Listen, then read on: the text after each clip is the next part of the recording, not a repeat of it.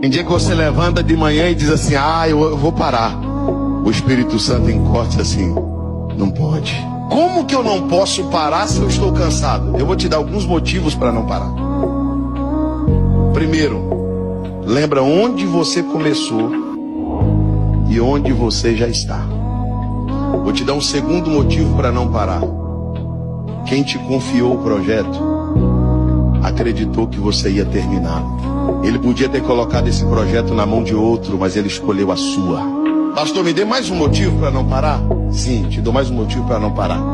Isaías 40, 28. Não ouviste? O Deus do céu não se cansa e nem se fadiga. E o que ele faz, pastor? Ele dá força para quem está cansado. E ele multiplica as forças daquele que já não tem nenhum vigor.